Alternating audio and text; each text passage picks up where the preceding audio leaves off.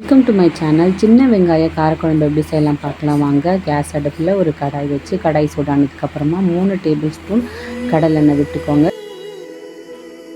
எண்ணெய் சூடானதுக்கப்புறமா 1/4 table spoon கடுகு சேர்த்துக்கோங்க. கடுகு பொரிஞ்சதுக்கப்புறமா 1/4 டேபிள் ஸ்பூனோட கொஞ்சம் கம்மியாக வெந்தயம் ஆட் பண்ணிக்கோங்க.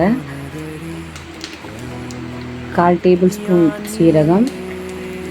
இது ரெண்டும் வறுபட்டதுக்கப்புறமா கொஞ்சம் போல் பெருங்காயம் ஆட் பண்ணிக்கோங்க. 2 கொத்து ஃப்ரெஷ்ஷான கருவேப்பிலையை சேர்த்துடலாம்.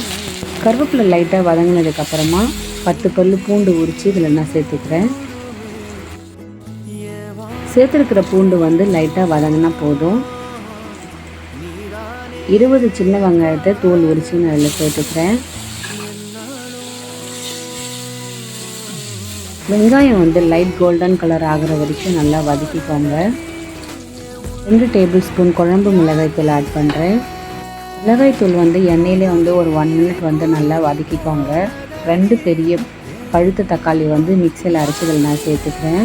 தக்காளி இருக்கிற சாரெல்லாம் நல்லா சுண்டி எண்ணெய் பிரிகிற அளவுக்கு நல்லா வதக்கிக்கோங்க. இது ஒரு 1 மினிட்லேயே குக் ஆகிடும். இந்த ரெசிபி 10 நிமிஷத்தில் நீங்கள் ஈஸியாக செஞ்சிடலாம். குயிக்காக எதனா செய்யணுன்னா நீங்கள் இந்த ரெசிபி ட்ரை பண்ணி பாருங்கள். நெல்லிக்காய் சைஸ் புளியை தண்ணியில் ஊற வச்சு அதில் இருக்கிற திப்பிலாம் எடுத்துகிட்டு சாறு மட்டும் இதில் நான் சேர்த்துருக்கேன். டேபிள் ஸ்பூன் உப்பு சேர்த்துக்கோங்க. இது நல்லா கிளறி விட்டுட்டு ஒரு மூடி போட்டு ஒரு 2 மினிட்ஸ் நல்லா கொதிக்கட்டும். 2 மினிட்ஸ் ஆனதுக்கப்புறமா மூடி எடுத்து பாருங்கள். நல்லா கொதிக்கிற சமயத்தில் டேபிள் ஸ்பூன் வெல்லம் சேர்த்துக்கலாம்.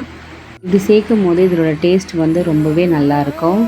2 மினிட்ஸ் ஹை ஃப்ளேம்லேயும் 2 மினிட்ஸ் லோ ஃப்ளேம்லேயும் குழம்பு கொதிக்க விடுங்க. 5 நிமிஷத்தில் குழம்பு நல்லா கொதித்து நல்லா சுண்டி இந்த மாதிரி இருக்கும். சூடான சாதத்தோடு இந்த குழம்பு விட்டு நீங்கள் வெறும் அப்பளம் வச்சு சாப்பிட்டாலே இதோட டேஸ்ட் ரொம்பவே நல்லாயிருக்கும். தோசை சப்பாத்தி கூட நீங்கள் இதை வச்சு சாப்பிட்லாம். ரெசிபி 2 நாள் ஆனாலும் கெட்டு போகாது. எங்கன்னா நீங்கள் டூர் போனாலும் இந்த ரெசிபி நீங்கள் செஞ்சு எடுத்துகிட்டு போகலாம். 5 மினிட்ஸ் ஆனதுக்கப்புறமா கேஸ் ஆஃப் பண்ணிவிடுங்க. இந்த வீடியோ பிடிச்சிருந்தால் லைக் பண்ணுங்கள், ஷேர் பண்ணுங்கள், சப்ஸ்கிரைப் பண்ணுங்கள்.